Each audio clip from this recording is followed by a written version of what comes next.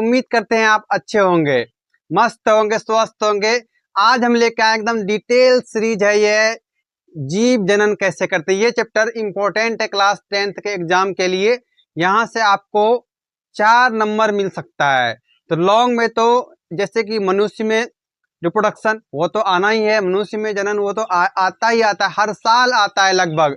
उसी तरह से इससे एमसीक्यू कहीं से भी आ सकता है। तो भैया ये चैप्टर आपके लिए क्या है, इंपॉर्टेंट होने वाला है। सबसे पहले हम लोग बात करते हैं कि जनन जी, क्या चैप्टर का नाम ही क्या है, जीवों में जनन। जीवों में जनन कि जीव जो है वो जनन करते हैं। क्यों जनन करते हैं इसका जवाब तो बाद में खोजेंगे, पहले ये समझ लेते हैं कि जीव में जनन होता क्या है, जनन क्या होता है। तो भैया देखो, जनन उसको कहते हैं कि जब कोई भी जीव है अपने जैसे नए संतान, मतलब अपने जैसे नए जीव का उत्पत्ति करता है, तो उसी को जनन कहा जाता है। अपने कोई भी ऑर्गेनिज्म है, मान लो आदमी है, पेड़ है, पौधा है, गाय है, बैल है, सब क्या करता है कि अपने तरह, अपने जैसा नए स्पेसीज, नए ऑर्गेनिज्म, नए इंडिविजुअल का निर्माण करता है, डेवलप करता है, वही कहलाता है जनन। जनन क्यों जरूरी है, क्योंकि यह उसके स्पेसीज का निरंतरता को बनाए रखता है। मान लीजिए भैया कि कोई ऐसा ऑर्गेनिज्म है, कोई ऐसा जीव है जो कि रिप्रोडक्शन नहीं करता, जो कि जनन नहीं करता है, तो क्या होगा, उसका आने वाला जो जनरेशन था, उसका जो संतान था, क्या वो आएगा, नहीं आएगा। तो कुछ दिन में क्या होगा कि वो जो स्पेसीज था, पूरा का पूरा स्पेसीज ही खत्म हो जाएगा। भैया एग्जाम्पल के तौर पे समझ सकते हो कि अगर इस धरती पे, इस दुनिया में जितना भी ऑर्गेनिज्म है, सब क्या करता है, जनन करता है। सब क्या करता है, जनन करता है। लेकिन भैया अगर ये सारे जीव जनन करना छोड़ दे तो क्या होगा कि यहाँ इस धरती पे कुछ दिन में एक भी स्पेसीज नहीं बचेगा। क्यों, क्योंकि यही है जनन जिससे कि उसके निरंतरता, कंटिन्यूटी बनी हुई है, उसके नए स्पेसीज का निर्माण होता है। या हम लोग को सबको पता है कि एक दिन मरना है, इसीलिए क्या है कि ये कंटिन्यूटी लगातार चलते रहता है, स्पेसीज बढ़ते जा रहा है, उसका संतान बढ़ते जा, फिर उसका संतान हो रहा है, तो इससे इसी को जनन कहा जाता है। भैया ये जनन कई प्रकार का होता है, ये जनन 2 प्रकार का होता है। एक होता है लैंगिक जनन, क्या होता है, लैंगिक जनन, और दूसरा होता है अलैंगिक। अलैंगिक मतलब कि ये हो गया एसेक्सुअल रिप्रोडक्शन, और ये दूसरा वाला क्या है, सेक्सुअल रिप्रोडक्शन। अभी समझते हैं कि ये जो लैंगिक और अलैंगिक प्रकार है इसका, जनन का प्रकार 2 ही प्रकार होता है, एक लैंगिक, दूसरा अलैंगिक, मतलब सेक्सुअल और एसेक्सुअल रिप्रोडक्शन।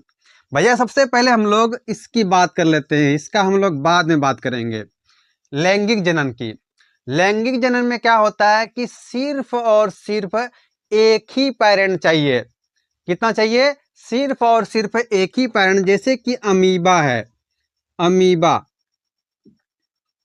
जैसे कि क्या है, अमीबा है। ये अमीबा क्या करता है कि सिर्फ और सिर्फ एक ही अमीबा, ये कोई स्ट्रक्चर बना दिए, मान लीजिए अमीबा है, कि जब ये अपने संतान का उत्पत्ति करेगा तो कैसे करेगा, इसके बीच से ये टूट जाएगा, इसके बीच से ये क्या होता है, टूट जाता है, कट जाता है, तो अब ये 2 ठो बन गया।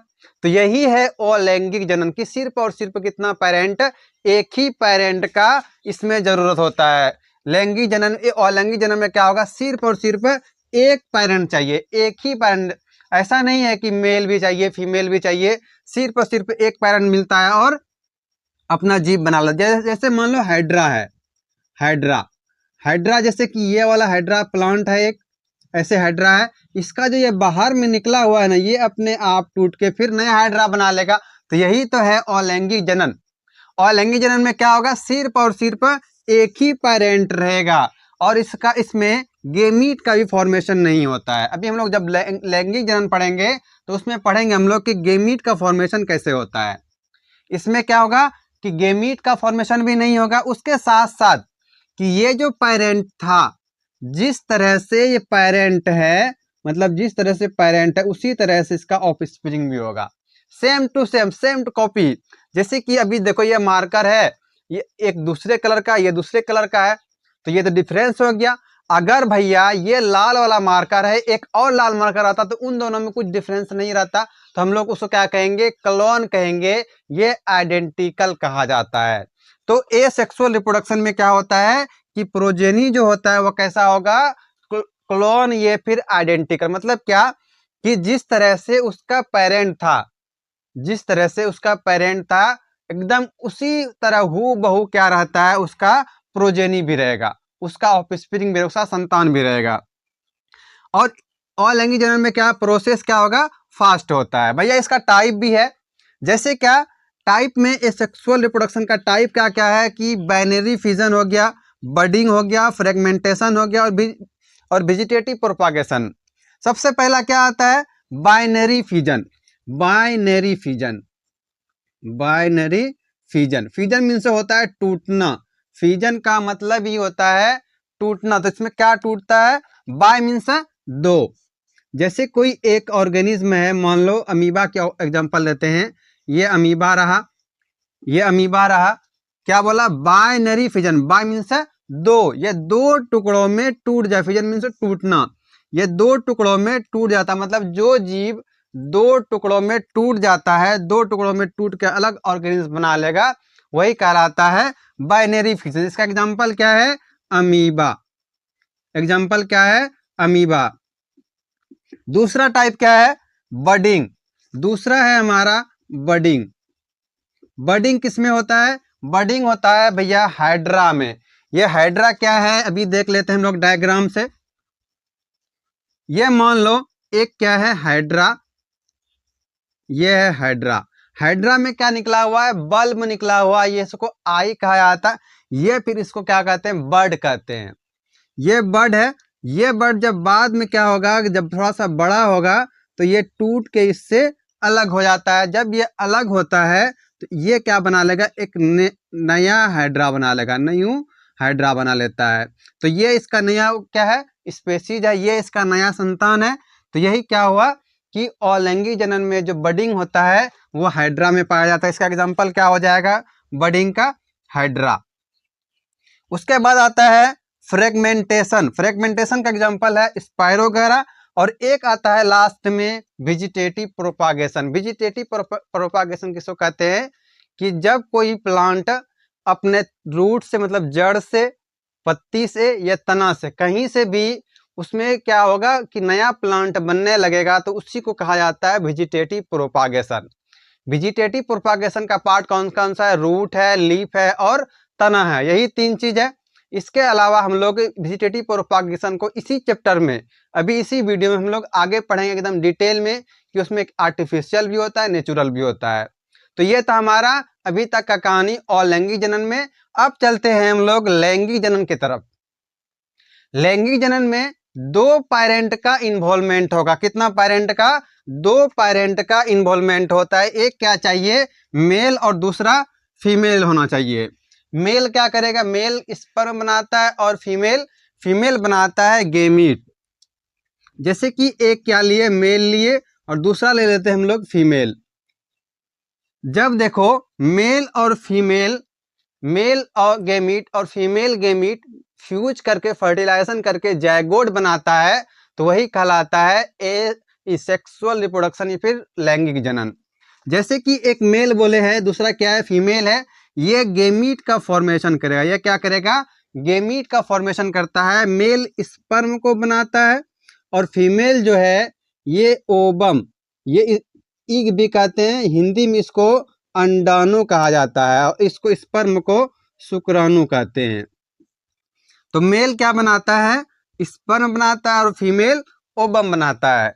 ये स्पर्म और ओबम दोनों क्या हुआ, फ्यूज किया, दोनों मिला आपस में, तो क्या बना, जायगोट बना। और यही जायगोट क्या होगा कि डेवलप होके एक संतान बनाएगा, एक ऑफस्प्रिंग बनाएगा। तो इसी को कहा जाता है लैंगिक जनन। लैंगिक जनन में क्या हो रहा है कि दो पेरेंट का इन्वॉल्वमेंट होगा। एक क्या, जो मेल है और दूसरा फीमेल। उसमें क्या था, अलैंगिक जनन में सिर्फ और सिर्फ एक ही पेरेंट का इन्वॉल्वमेंट था। यहाँ पे क्या है कि दो पेरेंट का इन्वॉल्वमेंट हो रहा है। एक क्या बनाता है, स्पर्म बनाता है मेल, और फीमेल क्या बनाता है, ओवम बनाता है, हिंदी में शुक्राणु और एक अंडाणु बनाता है। तो भैया कि इसमें क्या होता है कि दो पेरेंट का इन्वॉल्वमेंट होगा, मेल और फीमेल दोनों का, इसमें गैमीट बनते हैं। लेकिन क्या जो सेक्सुअल रिप्रोडक्शन था, अलैंगिक जनन था, वो क्या कर रहा था, वो बना रहा था गैमीट, वो गैमीट को नहीं बना रहा था। जब ये गैमीट बनाएगा तो क्या होगा, फर्टिलाइजेशन भी होगा, फर्टिलाइजेशन कहा जाता है। मेल और फीमेल गैमीट को मिलना ही क्या कहलाता है, फर्टिलाइजेशन कहलाता है। तो ये क्या गैमीट बनाते हैं। उसके साथ साथ जब ये गैमीट बनाते हैं तो क्या हो रहा है, एक गैमीट मेल से आ रहा है, दूसरा गैमीट फीमेल से आ रहा है। तो उसमें क्या होगा, कैरेक्टर जो आ रहा है एक मेल से दूसरा फीमेल से, तो इसका ऑफस्प्रिंग जो होगा वो क्या होता है, वेरिएशन होता है, उसमें समानता नहीं पाया, वो क्लोन नहीं होगा। जो अलैंगिक जनन में क्या था कि क्लोन बन रहा था, लेकिन यहाँ लैंगिक जनन में क्लोन नहीं बनता, सिर्फ और सिर्फ क्या होगा, उसमें वेरिएशन पाया जाता है। एक कोई भी इस दुनिया में जितना आदमी है एक दूसरे से डिफरेंस है ना, उसका चाहे बोलने का स्टाइल हो, चलने का स्टाइल हो, चाहे हेयर का स्टाइल हो, क्या है कुछ ना कुछ डिफरेंस पाया जाता है, चाहे वो क्या ट्विंस ही क्यों ना हो। ट्विंस में भी क्या होता है कि वेरिएशन रहता है, कुछ ना कुछ अलग रहता है। तो लैंगिक जनन में क्या हो रहा है कि उसमें वेरिएशन आ रहे हैं। ये वेरिएशन क्यों आ रहा है कि आदमी के शरीर में रहता है डीएनए, क्या पाया जाता है, डीएनए पाया जाता है, जिसमें कि इंफॉर्मेशन रहता है हमारे शरीर का, कैरेक्टर कैसा होगा, हमारा आई कलर कैसा होगा, हमारा आंख कैसा होगा, हम क्या सोच रहे हैं, हम क्या बोल रहे हैं, सारा का सारा इंफॉर्मेशन क्या है, किसके पास है, डीएनए के पास है। हमारा बाल का कलर कैसा होगा, हमारे आंख का कलर कैसा होगा, सब इंफॉर्मेशन किसके पास है, डीएनए। और डीएनए का टुकड़ा ही टूट के किस में आता है, स्पर्म और ओवम में रहता है, इसीलिए दोनों फ्यूज करता है। फ्यूज करने के बाद क्या बना लेगा, एक कंप्लीट सेल बनाता है, मतलब एक ह्यूमन बॉडी बना देता है। लैंगिक जनन में प्रोसेस को अगर समझे तो यह क्या करता है, पहले गेमीट को बनाता है, गेमीट मेल गेमीट अलग बनेगा, फीमेल गेमीट अलग बनेगा। मेल गेमीट जो स्पर्म है वो कहाँ बनता है, मेल में, और जो फीमेल गेमीट ओवम है वो कहाँ बनेगा, ओवम में बनता है, ओवरी में बनता है। तो ये जो गेमीट है पहले गेमीट का फॉर्मेशन करेगा, इसके साथ साथ जब गेमीट बन जाएगा, ये गेमीट ओवम और स्पर्म बना, ये दोनों फ्यूज करने का प्रक्रिया क्या कहा जाता है, फर्टिलाइजेशन होगा। फर्टिलाइजेशन होने के बाद ये जायगोट बनता है, और जायगोट होने बनने के बाद इसका डेवलपमेंट हो, बेबी का डेवलपमेंट होगा। तो भैया अगर इन दोनों में डिफरेंस देखें कि लैंगिक जनन और अलैंगिक जनन दोनों में क्या डिफरेंस है। लैंगिक जनन क्या था कि उसमें सिर्फ एक ही पेरेंट चाहिए, लेकिन लैंगिक जनन में दो पेरेंट चाहिए। और अलैंगिक जनन में क्या होगा, क्लोन बन रहा था, मतलब आइडेंटिकल था, जो मतलब जिस तरह से उसका चाइल्ड था, पेरेंट था, सेम उसी तरह से उसका चाइल्ड भी है। लेकिन इसमें क्या है कि वेरिएशन पाया जाता है, उसमें कुछ ना कुछ डिफरेंस होता है। अब इसके बाद हम लोग पढ़ेंगे कि पौधों में लैंगिक जनन, दोनों जनन होता है, एक अलैंगिक भी पाया जाता है और यहाँ पे लैंगिक भी होता है। तो हम लोग जो अभी देखेंगे वो कौन सा टॉपिक है कि पौधों में लैंगिक जनन। तो पौधों में लैंगिक जनन का मतलब क्या हुआ कि इसके पास मेल भी होगा और फीमेल भी होगा। तो पौधों का जो मेन पार्ट होता है लैंगिक जनन का वो होता है फ्लावर, और फ्लावर में क्या पाया जाएगा, मेल वाला पार्ट और फीमेल वाला पार्ट। तो मेल वाला पार्ट कौन सा होगा, तो भैया जो इसमें मेल वाला पार्ट रहता है वो है स्टेमेन। स्टेमेन में क्या क्या आएगा स्टेमेन में देखो ये ऊपर वाला कहलाता है एंथर, इसको कहते हैं एंथर, और इसमें पाया जाता है पोलन ग्रेन। और ये स्टॉक लाइक स्ट्रक्चर जो है, इस स्टॉक लाइक स्ट्रक्चर को कहा जाता है फिलामेंट। यहां से यहां तक ये क्या हुआ, इसको कहते हैं फिलामेंट। अब भैया देखो फिलामेंट और एंथर दोनों मिला के क्या कहलाता है, स्टेमेन। तो स्टेमेन ही क्या है, मेल रिप्रोडक्टिव पार्ट है, मेल लैंगिक जनन है। दूसरा क्या आता है कि फीमेल जो मादा है, मादा का कौन सा पार्ट होगा, तो मादा के लिए यहाँ पे रहता है इसके पास स्टिग्मा। क्या पाया जाता है, स्टिग्मा, जिसे फिर पोलन भी का पिस्टिल भी कहते हैं, कार्पेल कहा जाता है। कि ये स्टिग्मा जो है ये फीमेल का रिप्रोडक्टिव पार्ट है, फीमेल का जनन पार्ट है। इस स्टिग्मा से क्या होगा, पोलन ग्रेन नीचे आता है और यहाँ पे रहता है ओवरी, और ओवरी के अंदर पाया जाता है ओव्यूल। अब पूरा प्रोसेस को समझते हैं। पहले हम लोग दोनों समझ लिए कि मेल पार्ट क्या है, स्टेमेन है जिसमें एंथर और पोलन ग्रैंड पाया जाएगा, और फीमेल पार्ट क्या है, ये स्टिग्मा है, स्टाइल और ओवरी है। कुल मिला के इसका मेन पार्ट क्या हुआ, ओवरी हुआ, कि वहीं पे क्या पाया जाता है, ओव्यूल पाया जाता है। अब समझते हैं प्रोसेस को कि ये जो जनन करता कैसे है। इसके पास मान लो एंथर है, एंथर में ना पाया जाता है पोलन ग्रैंड। ये जो एंथर है ऐसे, ये क्या होता है, मेच्योर होने के बाद ये फर्स्ट फट जाता है, उससे क्या निकलता है, पोलन ग्रेन निकलता है। इससे क्या निकलेगा, पोलन ग्रेन निकलेगा। और यही पोलन ग्रेन क्या है, पेड़ पौधे का स्पर्म, पेड़ पौधे का मेल गेमीट है। ये इससे क्या निकला अभी भैया, इससे निकला पोलन ग्रेन। ये भैया इसको हिंदी में परागकण कहते हैं। और ये परागकण कहाँ आ जाएगा, इस स्टिग्मा के ऊपर आता है। जैसे इस स्टिग्मा के ऊपर आया तो अब क्या हुआ कि ये पोलन ग्रेन इसके ऊपर आया, और यहाँ से ट्यूब बन के क्या होता है, यहाँ पे ओव्यूल तक आ जाएगा। और ओव्यूल होने के बाद ये क्या हुआ, फिर से ये जर्मिनेट करेगा। तो भैया इसका जो ओवरी वाला पार्ट है वो बनता है फ्रूट, जो बाहरी फ्रूट है वो ओवरी बन गया। और इसमें जो बीज होता है वो कौन सा पार्ट बनता है, ये जो ओव्यूल पाया जाएगा। तो इतना क्लियर हुआ। पहला क्या था हम लोग का, मेल पार्ट में क्या क्या आएगा, मेल पार्ट में आता है फिलामेंट और एंथर आता है। और एंथर में क्या पाया जाएगा, पोलन ग्रेन पाया जाता है। दूसरा अगर फीमेल का बात करें तो फीमेल के पास क्या रहता है, ओव्यूल और ओवरी। जो ओव्यूल है वो सीड का फॉर्मेशन करता है, और जो ओवरी है वो क्या करेगा, फ्रूट का फॉर्मेशन करेगा।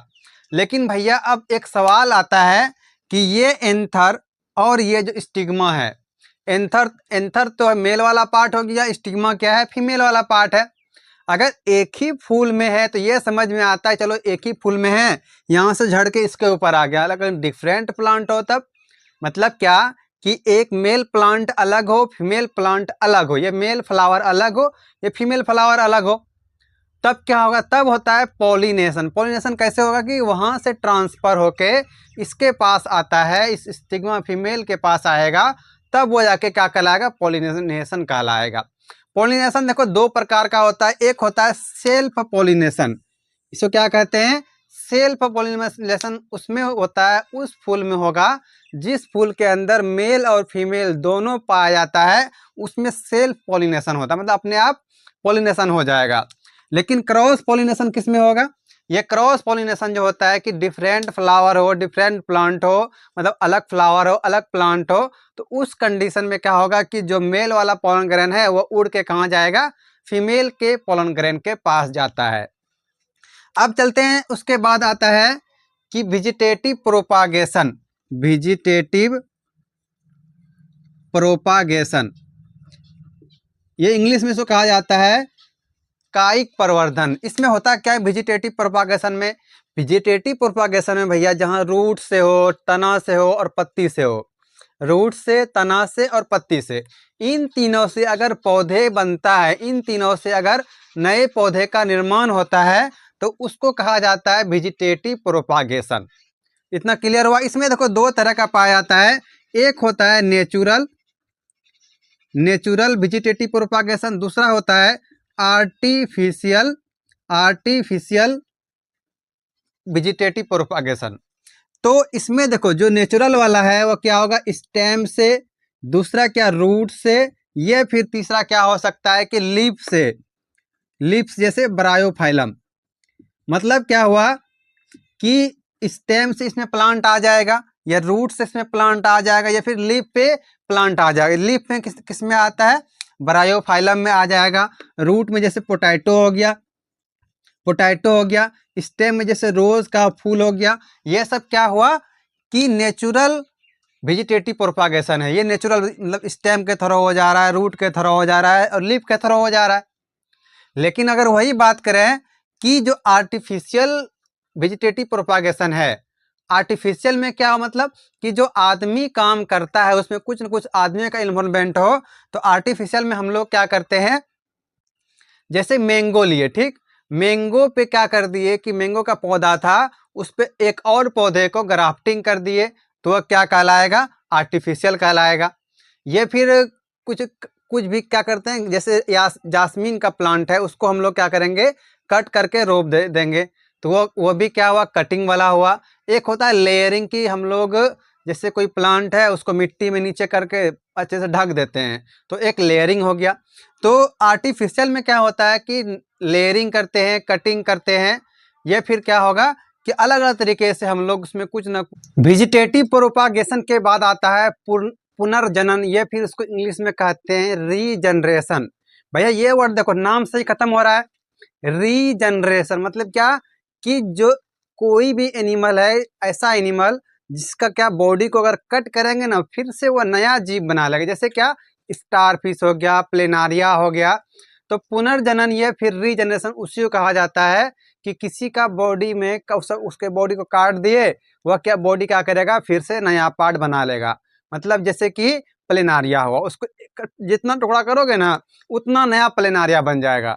अगर 1000 टुकड़ा किए तो 1000 प्लेनारिया फिर से होके तैयार हो जाएगा। तो पुनर्जनन में क्या लिखना है कि उसका कटा हुआ भाग फिर से बन जाता है। यह क्या हर एक ऑर्गेनिज्म में नहीं होता, ये जो होता है सिर्फ सिंपल ऑर्गेनिज्म, मतलब कि जो कि छोटा जानवर है, छोटा एनिमल है, उसमें होगा। इसके पास एक स्पेशल टाइप का सेल पाया जाता है जिससे क्या होता है, इसका पुनर्जनन होता है। मतलब कि इसके पास सेल रहता है जो कि डिविजिबल है, डिवाइड कर सकता है। यह सारे ऑर्गेनिज्म के पास नहीं होगा। इस एग्जांपल क्या लिखोगे इसमें, जैसे प्लेनारिया लिख दोगे, हाइड्रा और स्टारफिश। अब आते हैं मेन। मेन में क्या है, मनुष्य में प्रजनन। ये बहुत ही इंपॉर्टेंट है, मनुष्य में प्रजनन। कि मनुष्य में प्रजनन कैसे होता है, यहाँ से आपको क्लास 10th में कम से कम 4 नंबर या 3 नंबर का सवाल आता है। ये हर साल आपको एग्जाम में देखने को मिलेगा, ये इंपॉर्टेंट क्वेश्चन है आपके लिए। ऑब्जेक्टिव तो पूरे किताब से कहीं से भी आ सकता है, लेकिन ये जो मनुष्य में प्रजनन है, ह्यूमन रिप्रोडक्शन है, चाहे वो मेल का हो फीमेल का हो, ये मोस्ट इम्पोर्टेंट होने वाला है आप लोग के लिए 2027 में। तो भैया कि मनुष्य में सबसे पहले हम लोग बात करें कैसे होता है, इसमें क्या होता है, लैंगिक जनन होता है। लैंगिक जनन मतलब कि मेल और फीमेल, नर और मादा दोनों क्या करता है, गेमीट का फॉर्मेशन करेगा, और गेमीट का फॉर्मेशन करके वो फर्टिलाइजेशन होता है, जायगोट बनता है। जायगोट बनने के बाद क्या होगा कि बेबी का डेवलपमेंट होगा, यही कहलाता है लैंगिक जनन। तो मनुष्य में भी यही होता है कि मेल और फीमेल दोनों गेमीट बनाता है, और गेमीट बना के क्या करेगा, फ्यूज करेगा। अब बात करते, सबसे पहले हम लोग बात करें कि मेल रिप्रोडक्टिव सिस्टम, मतलब कि जो आदमी है, जो लड़का है, उसके पास कौन सा जनन अंग पाया जाता है, उसके पास क्या पाया जाता है। तो भैया सबसे पहला सवाल यही है कि मनुष्य में जो लड़का है, क्या है, लड़का है, ये मेल है, मेल के पास कौन सा ऑर्गेन रहता है, इसके पास पाया जाता है टेस्टिस। क्या रहता है, टेस्टिस। यह टेस्टिस क्या करता है, स्पर्म बनाने का, मतलब शुक्राणु बनाने का कार्य करता है। इसके साथ साथ यह टेस्टोस्टेरोन हार्मोन का भी निर्माण करता है। ये स्पर्म कहाँ पे बनाता है, देखो टेस्टिस जो है ना, उसके अंदर बहुत सारा मिलियंस में रहता है सेमनीफेरस ट्यूब्यूल, उसी सेमनीफेरस ट्यूब्यूल्स में ये स्पर्म बनता है, और टेस्टोस्टेरोन भी हार्मोन वही बनता है। ये टेस्टोस्टेरोन हार्मोन जो है ये क्या करता है कि जैसे लड़के में क्या होता है, दाढ़ी आता है, मूंछ आता है, तो यह कंट्रोल करता है कौन, टेस्टोस्टेरोन हार्मोन रिलीज करता है। उसके बाद कि ये भैया बोले टेस्टिस, ये टेस्टिस ना लड़के के बॉडी से बाहर होता है, और जिस ऑर्गन में पाया जाता है उसका नाम क्या है, स्क्रोटम। अब एक सवाल आता है कि बॉडी से बाहर टेस्टिस क्यों रखा गया है, बॉडी से बाहर टेस्टिस को क्यों रखा गया है, इसका क्या फंक्शन है। भैया बॉडी से बाहर इसलिए रखा गया है कि मेल के बॉडी में स्पर्म बनने के लिए क्या चाहिए, बॉडी के टेम्परेचर से 2.5 डिग्री टेम्परेचर कम चाहिए। बॉडी के टेम्परेचर से 2.5 डिग्री मतलब 2.5 डिग्री टेम्परेचर कम चाहिए। उसी टेम्परेचर को कम करने के लिए क्या करता है, टेस्टिस बॉडी से बाहर दिया गया है, और जिस थैली में दिया उस थैली का नाम क्या है, स्क्रोटम है।